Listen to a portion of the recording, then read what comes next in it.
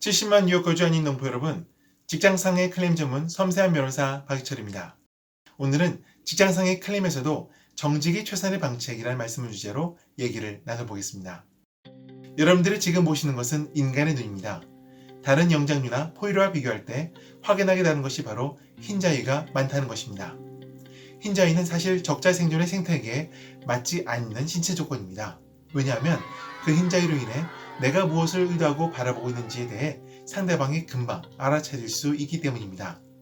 흰자위로 인해 도드라지게 드러나는 검은 눈동자의 시선은 공격할 포인트에 대한 전략 노출이며 상대방에게 방어 기회를 주게 됩니다.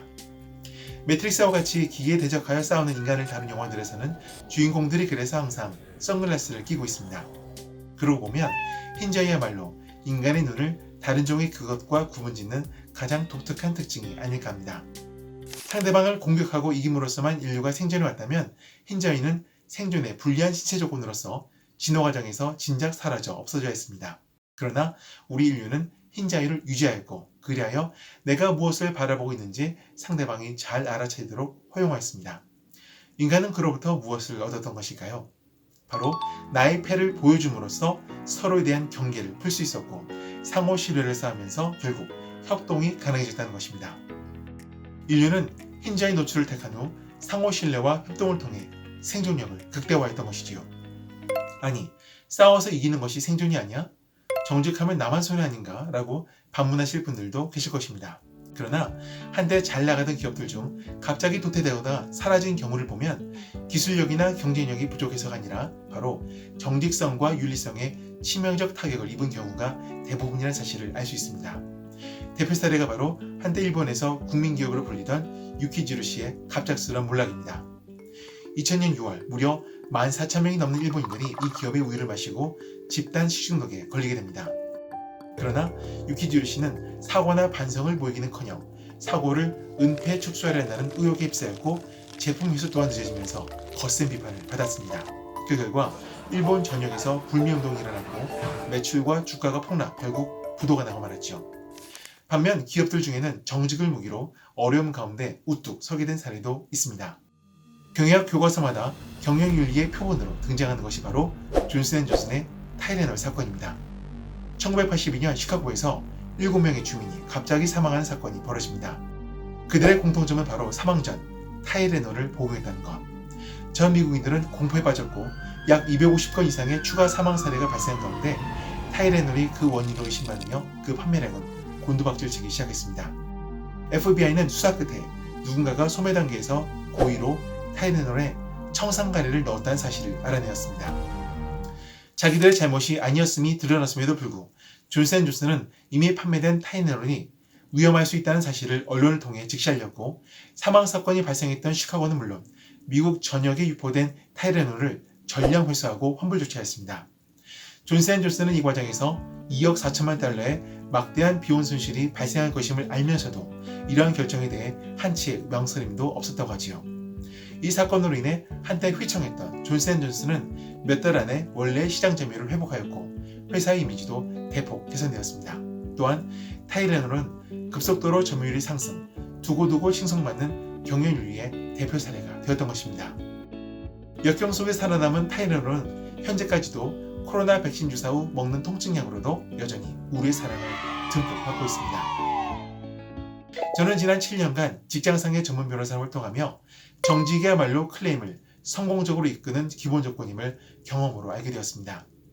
직장상해 케이스에서 정직하지 못함으로 인해 케이스가 망가지는 경우가 크게 두 가지인데요. 첫째, 과거 다치거나 치료한 것을 고의로 숨기는 경우가 그러하고, 둘째, 부상으로 인해 일을 못하고 있다고 보험사에 신고해놓고 보험사로부터 대체급여를 받는 가운데 몰래 일을 하다가 적발된 경우가 그러합니다.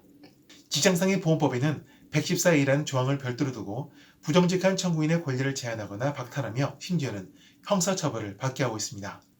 부정직의 유혹에 빠지는 청구인은 이전 사고나 치료 기록을 숨기고 싶어합니다. 사실 직무에 따라서는 여러 차례 일어난 사고를 피할 수 없는 경우도 있습니다.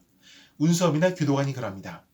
운수업은 아무래도 운전을 어불하다 보니 교통사고 위험에 많이 노출되어 있는 직군이고, 교도관은 힘으로 죄수를 제압하는 가운데 몸싸움으로 인한 신체적 사고에 많이 노출되게 됩니다.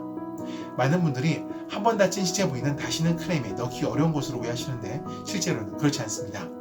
한 번 다친 부위는 치료를 받은 후에도 아무래도 취약해진 상태이기 때문에 다음 사고에서 또 다치게 되는 것이 전혀 이상한 일은 아닙니다.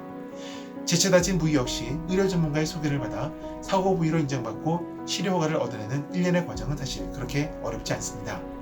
다만 자신이 만나는 의료 전문가마다 여러분의 이전 사고와 그 관련 부상 부위들에 대해 솔직히 공개해 주시고 이전 사고에서 받았던 치료 기록들이 있다면 갖고 계신 대로 의료 전문가에게 보여주십시오. 의료 전문가는 이전 치료 기록들을 검토하고 이전 사고에서 다쳤던 그 부위가 이번 사고에서 또 다친 것인지 아닌지를 판명해 드릴 것입니다.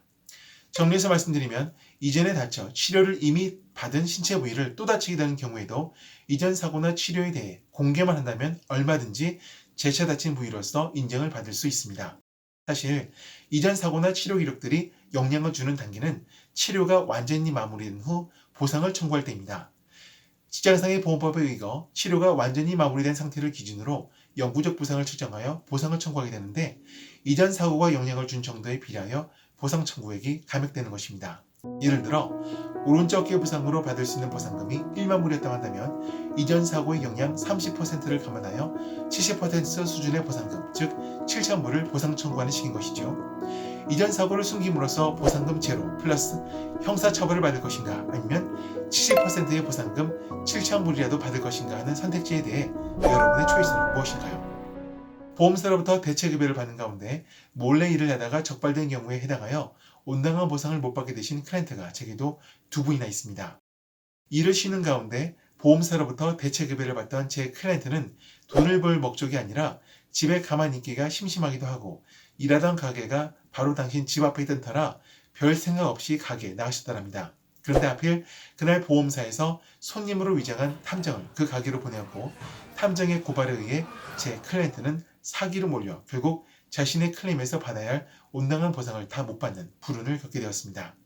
비록 그분은 일할 목적으로 가게 나간 것이 아니라고 항변했지만 형사처벌을 모면하기 위해 어쩔 수 없이 보험사와 적당한 합의를 해야 했고 결과 보상금은 10분의 1 토막이 났습니다. 앞서 말씀드렸다시피 이전 사고나 관련 치료 기록들을 의도적으로 숨기는 경우 혹은 대체급여를 받으면서 보험사 몰래 일을 하다가 적발된 경우 직장상의 클레임에서 현금 보상의 기회를 박탈당할 수 있으며 이와 더불어 사기죄로 형사처벌도 받을 수 있으니 유념하시기 바랍니다. 이상 2번의 케이스 실패를 통해 정직함이 최선임을 뼛속 깊이 체험하여 그리고 제 모든 클라이언트들에게 정직을 제1덕목으로 제시하는 섬세한 변호사 박희철이었습니다. 좋아요 버튼 꾹, 구독 버튼 꾹 잊지 마십시오. 감사합니다.